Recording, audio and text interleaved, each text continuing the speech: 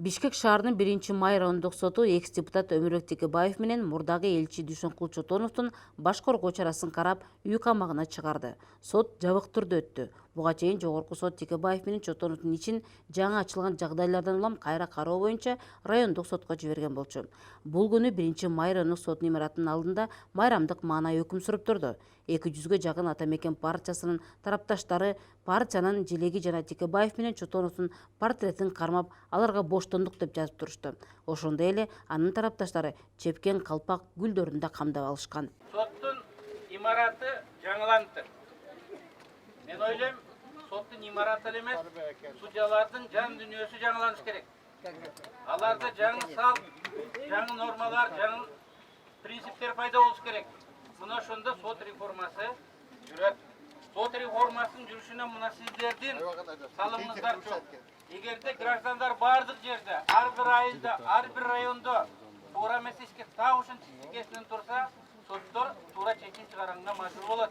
Өмүрбек Текебаев азыркы президент Сооронбай Жээнбеков менен мурдагы мамлекет башчысы Алмаз Атамбаевдин жеке мамилеси тууралуу ою менен бөлүштү. Айтымында, чындыгында бул конфликт мурунку бийликтин жүзүн ачып жатат жана кийинки жаңы келе турчу бийликке кандай иштерди жасаса болбой тургандыгын көрсөттү. Текебаев ошондой эле муну эки кишинин жеке мамилеси катары кыска рамкада эмес, тарыхый кенен алкакта каралышы керектигин белгиледи.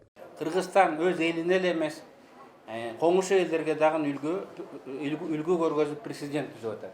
Президенттер эртеге кечпи түшөт. Эгер мыйзам бузган болсо, алар эртеге кечпи жооп берет деген стереотипти биз ушул Орто Азияга, Кыргызстанга, бүтүндөй Орто Азияга мындай жайылдырабыз. Мен ойлойм, мына ушул бүгүнкү болуп аткан саясий окуянын тарыхый мааниси мына ушунда. Тарыхый президент түзүлөт. Өмүрбек Текебаев жалпысынан 30 жылдан бери саясатта жүрөт. Ал жөн эле саясатчы эмес, саясаттын чокусунда жүргөн адам. Анын жакын туугандарынын арасында бай же чоң мамлекеттик кызматта иштегени жок. Болгону ал өзү көз ачыктык кылгандай саясий келечекти көрө билүү таланты жараткандан берилген. Ал эми мындан 3 жыл мурда Атамбаев аны камай турганын конкреттүү элестеткен эмес, бирок туюп жүргөн. Эми болсо орундалмакчы болду. Эми мындай ар дайым боло бербейт. Мындай ар дайым боло бербейт. Тарых алмашаарда, эски стереотиптер сынаарда мына ушуга окшогон окуялар болот. Сооронбай Жээнбеков ушул окуяга, ушул кырдаалга өмүр бою даярданды беле. Көп оппоненттер, ошонун ичинде мен дагы айтам го. Биз мындай саясатчыны билбептирбиз, кокусунан эле чыга калды. Бирдеки деп сүйлөгөн эмес эле. Анан эле мына азыр кантип президент болуп калды депчи. Бул жана айткандай карапайым адамдар, саясий аналитиктер сезе бербеген тарыхый өнүгүүлөр болот. Башка бирөө эмес, мен эмес, Адахан эмес, Темик эмес, Боке эмес, ушул иштин баарын Сооронбай Шарипов жасап атат. Бул тарыхый чындык. Муну эч ким тана да албайт, тарыхый маанисин төмөндөтө да албайт. Балким бирөөлөргө жакпашы мүмкүн. Балким бирөөлөрдүн кызыкчылыгына каршы келиши мүмкүн. Ага каршы күрөшүшү мүмкүн. Алар укугу. Бирок тарыхты токтотуш мүмкүн эмес.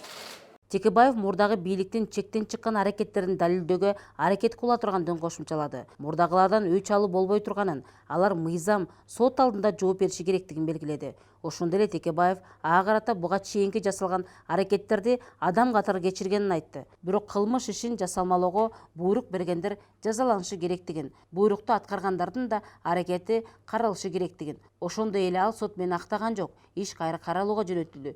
Кийинки аракетибиз сот процессине бурулат деди. Эми соттун биринчи жыйыны 12 сентябрга белгиленди. Биздин команда, биз жана адвокатта жаңы күбөлөр, бүгүн жаңы күбөлөр пайда болду. Атамбаев кеткенден кийин мурун көрсөтмө бергенден корккон мамлекет кызматкерлери эми ачык чыгып көрсөтмө бере баштады. Жаңы күбөлөрдү, жаңы документтерди таап сот процессине даярданабыз. Сот процесс, биздин сот процесси биздин коргонуу концепциябызга ылайык. Бул өзүбүздү актоо гана эмес, мурунку бийликтин өзүм билем деген мыйзамсыз беспредел экенин жүзүн ачуу ачуу болот деп мен пландаштырдым. Бирок мен айткан Шерим Кулч айткандай бул өч алуу болбош керек. Текебаев тарапташтардын алдында сүйлөп жатып, Чотонов экөөнүн камалышынын эң башкы себебин айтып, чечмелеп берди. Ал белгилегендей, Атамбаевдин тушунда Атамекен партиясынын тарапташтары татаалдык куугунтукка алынган, бирок алар тайманган жок жана артка кайткан жок. Ошон үчүн рахмат айтам, деди Текебаев. Эмне үчүн биз олтуруп чыктык? Мындан 3,5 жыл мурун ошол кездеги президент Атамбаев конституцияга кол салып, бийликти менчиктеп узурпациялап алам, кошташта жатып, Кыргызстанды көптөгөн жылдар башкарам деген ниетин Атамекен биринчи айтып чыкты. 31 августта Алмаз Атамбаев Кыргызстандын экс-президенти Роза Исакованын дарегине акарат келтирип, Роза Исакованын жалпы эле кыргыз элинин тарыхый эрдигин, апрель революциясын жетишкендиктерин жерге урду. Мына ошондо көптөгөн граждандык коомдун активисттери, мүчөлөрү сыяктуу эле Атамекен партиясы мындай узурпатордук умтулууларга каршы чыкты. Атамекен партиясы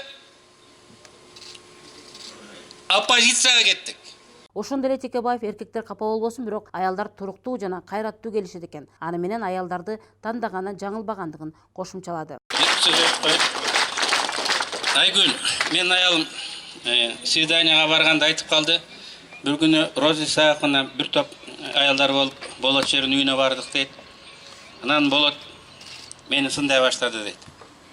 Текебаев адамдарды тандаганды билбейт, мен айтканымды укпайт деп туранан чоң пауза кылып туруп, бирок аялдарды тандаганда жаңылган эмес деп айтты. Анткени Роза Исаковна, Аида Салянова, Наталья Никитенко, Ася Сасыкбаева бир топ ошол жерге аялдар барган экен да. Мен аялдарга өзгөчө ыраазычылык билдиргим келет. Эркектер капа болбогула, бирок аялдар абдан туруктуу жана кайраттуу келишет экен. Саясатчылары тоскон экс-президент Роза Отунбаева да келди. Ал бүгүн тарыхый күн, акыйкаттык келди, деди. Экөөңөр бактылуу экенсиңер, партияңар, силердин могу жердеги жора жолдошторуңар чындан эле күнү түнү сен айткан жанагы 2 жыл 7 айдын ичинде аркаңардан жүргөн биз баарыбыз көрүп, мына ошого бүгүн да күч алып, ошол жерде баарыбыз сүйүнүп турганыбыз, ыйлап сүйүнгөнүбүздөн ушунчалык мына акыйкат келди, бар экен. Мына бүгүн болсо биздин Кыргызстандын саясий тарыхында бир өзүнчө бир атактуу, көрүнүктүү күн болуп атканына биз баарыбыз күбө болуп отурабыз.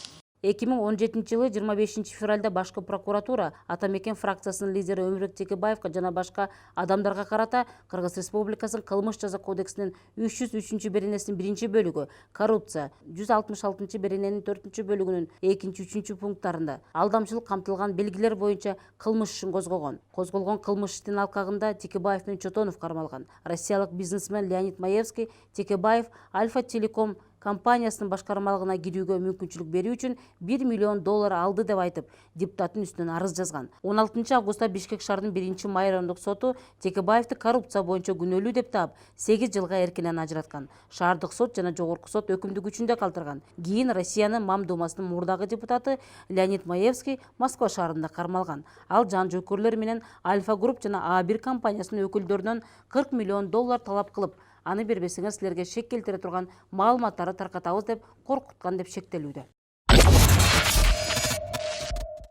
Ички иштер министринин мурдагы орун басары Курсан Асановдун ишине байланыштуу анын уулу Мухаммед Али Асановго издөө жарыяланды. Башкы прокуратура тараткан маалыматка караганда, Асанов 8 август күнү мурдагы президент Алмазбек Атамбаевдин үйүнөн алып чыккан далил буюмдарды жана кылмыш ишин тергөөдө керек болгон маанилүү документтерди жан сакчысы Дамирбек Пайзылда уулу аркылуу баласына берген. Далил буюмдар андан ары Атамбаевдин талапкерлерине жеткириш үчүн берилгенин айтылган. Бул фактыга байланыштуу 22 жаштагы Мухаммед Али Асановду кылмыш кылмышка шектүү катары сырттан камакка алуу боюнча чечим чыгып, 27 август ага издөө жарыяланды.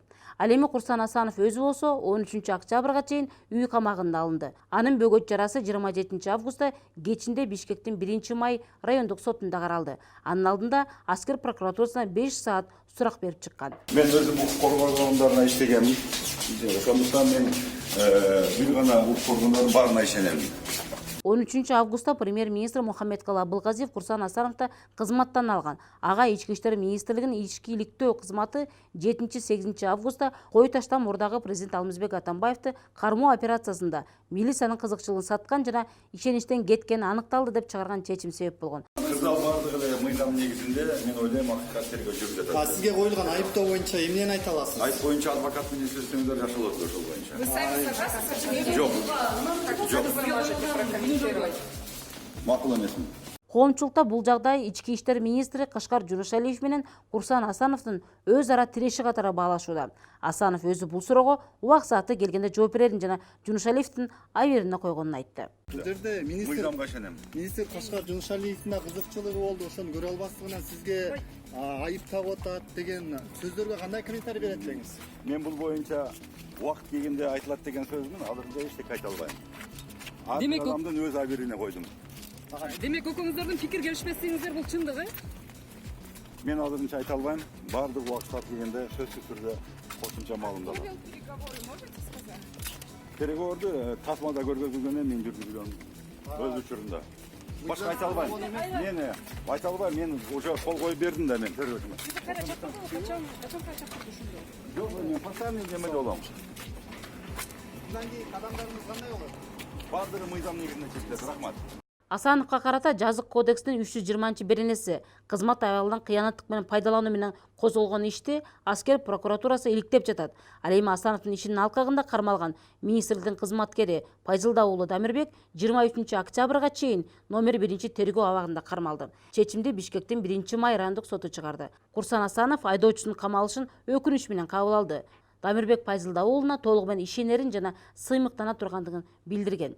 Ошондой эле бул иш калыс жана мыйзам чегинде бүтөрүнө ишеним артууда.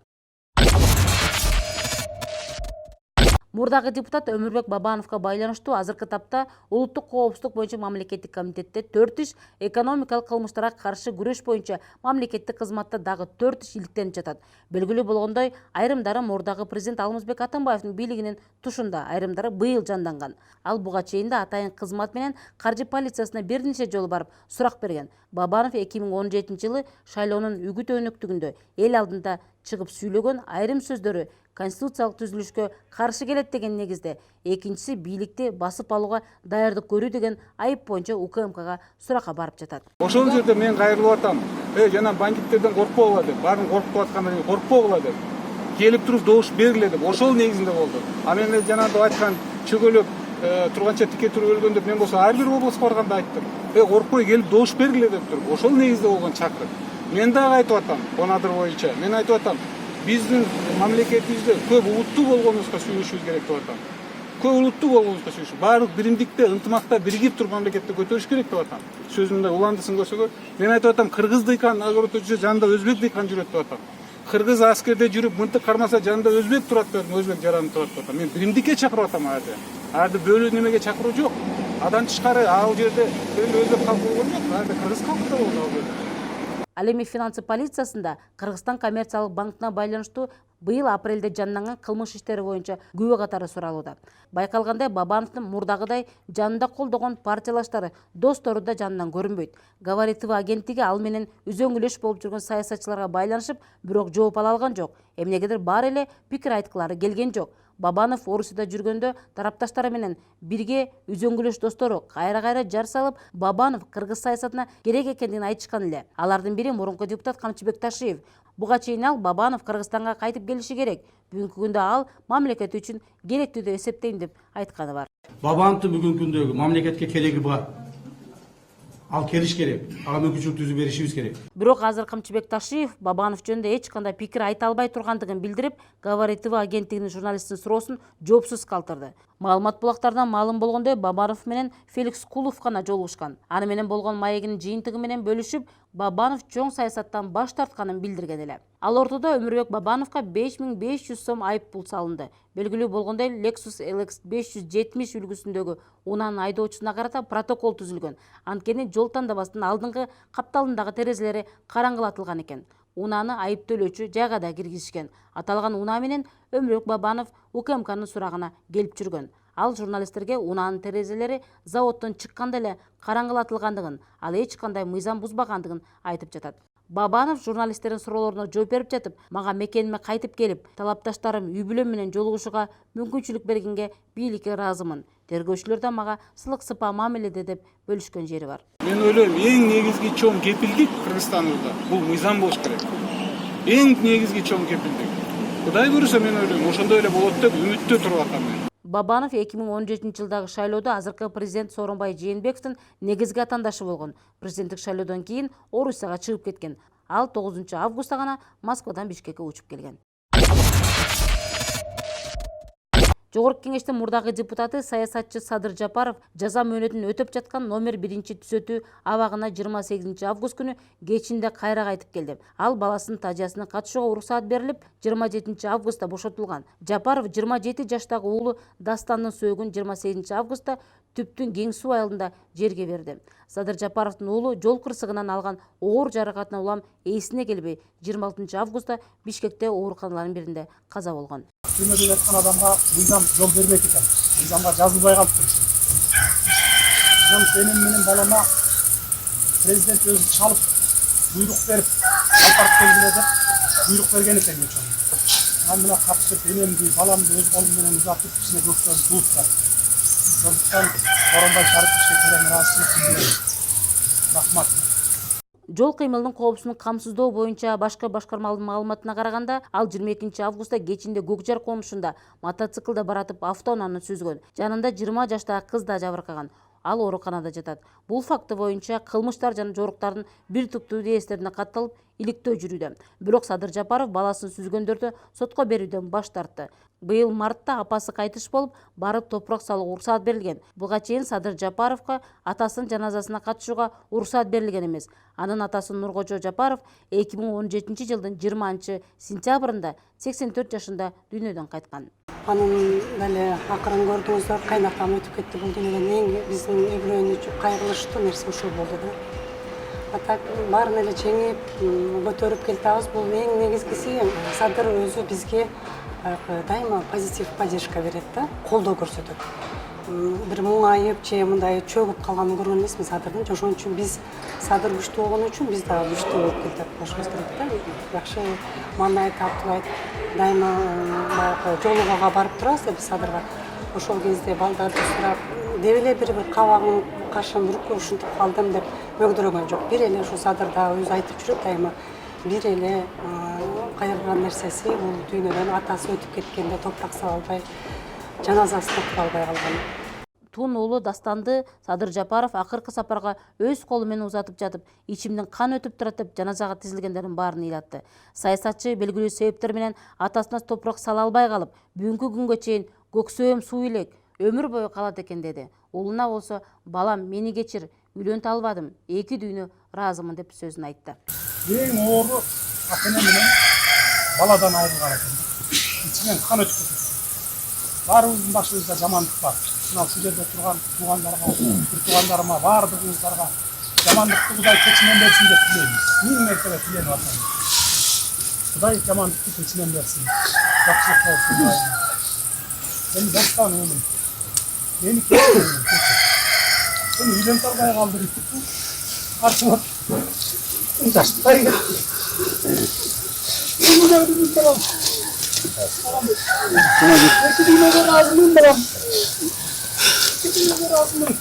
Кумтор маселесине байланыштуу өкмөткө каршы чакырыктар менен чыгып жүргөн Садыр Жапаров 2013 жылы Караколдо митинг уюштуруп, Ысык көлдүн ошол кездеги губернатору Эмилбек Каптакаевди барымтага алган деген айыптын негизинде 17 жылдын мартында камакка алынган. 2018 жылы июнь айында экс-депутат 11 жыл 6 айга кесилген. Быйыл апрелде жогорку сот анын жаза мөөнөтүн 1,5 жылга кыскартып, 10 жылын калтырган. Премьер-министр билим берүү жана илим министрлигине ката кетирилгендерди жоопкерчиликке тартып, китептердин мазмуну жана сапатын жакшыртууну тапшырды. Окуу китептериндеги жана быйыл мектеп бүтүрүүчүлөрүнө берилген аттестаттардагы коомчулукка белгилүү толгон токой грамматикалык каталарды премьер-министр Мухаммедкалый Абылгазиев өкмөттүн 28 августундагы жыйынында көтөрүп, ал китеп басып чыгарууда анын сапатынын үстүнөн билим берүү жана илим министрлиги, Кыргыз билим берүү академиясы баш болгон мекемелер иштегени менен байма-бай каталар кетип жатканын сынга алды. Ошондой эле бул маселе боюнча өкмөт бир чечимге келиши керектигин айтып, ар бир китеп үчүн билим берүү жана илим министри жооп бериш керектигин белгиледи. Мен ойлойм, ар бир, мисалы үчүн Националдык банкта бир кагаз эме чыкса, акча чыкса, туурабы? Националдык банктын, улуттук банктын төрөгасын колу турат. Туурабы? Мына башында Нанаев деген аксакалыбыз турчу, азыр мына Толкунбек Сагынбековичтин колу турат. Ар бир китепте министрдин колу туруш керек. Министрдин колу болмайын, издательствого барбаш керек, типографияга. Сиз ошол системаны кылыңыз азыр.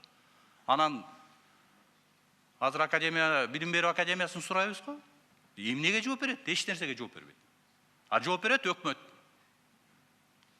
Бул системаны быйыл кылбасаңыздар, анда академиясында жоюш керек, же министрди вообще министрликти ишин баарын караш керек. Мына мен кече өтөн бери эмне деген сөздөрдү угуп атам интернет аркылуу. Муну тартипке салышыбыз керек, Гүлмира Каримовна. Мен ойлойм, бул мурунтан келаткан катачылыктар, жетишет да, туурабы? Бир китеп ката болду, экинчи китеп ката болду, аттестат ката болуп атат. Билим берүү жана илим министри Гүлмира Кудайбердиева окуу китептерин иштеп чыгуу жана басып чыгаруу боюнча жаңы жобо даярдалып, бекитилгендигин билдирди. Анын маалыматына караганда, эми автордук укук басмаканаларга өткөрүлүп берилет жана китепти басып чыгаруу бир колдо болот. Муну менен автордук укукка ээ болгон басмакана окуу китептерин иштеп чыгуудан баштап, китепти нускалоого чейинки ишти толук мойнуна алат. Ал эми билим берүү жана илим министрлиги мамлекеттин атынан басмаканага тапшырык берет. Азыр жаңы жобого ылайык биз толук окуу китептерин иштеп чыгуу жана басып чыгаруу боюнча жобого ылайык автордук укук бул издательстволорго берилет. Китептерин басып чыгаруу процесси бир колдо болот дагы, бир тендер өткөзүлөт да, бөлбөй, яны на тиражирование, на апробацию, на разработку учебника. Это мировая практика. Биз мына өзүм да Россияга барып, ошол жерден карап чыктык, другие страны, Казакстанды карап чыктык. Буга чейин бир катар окуу китептеринде грамматикалык каталар чыгып, министрликтен иши катуу сынга кабылган. Бирок орто мектепти бүтүп жаткандардын айрымдарынын аттестаттарынан ката кетип, экономикалык кылмыштарга каршы күрөшүү боюнча мамлекеттик кызматы сотко чейинки өндүрүш ишин баштаган. Китептердин сапатына билим берүү академиясы жоопкер. Аталган мекеме бала бакчадан баштап орто мектептерде окутула турган китептерге экспертиза өткөрөт. Бирок жыйында мазмунду мындай кой грамматикалык каталар жөнгө салынбай жаткан үчүн академиянын иши да сынга кабылды. Буга чейин билим берүү министри Гүлмира Кудайбердиеванын дарегине сындар айтылып эле келген. Парламенттин депутаты Евгения Строкова болсо Кудайбердиеваны кызматтан кетириш үчүн түзүлгөн петицияга кол топтоого чакырган. Ал мындай кадамы министрликтин ишине ичи чыкпаганы менен түшүндүргөн.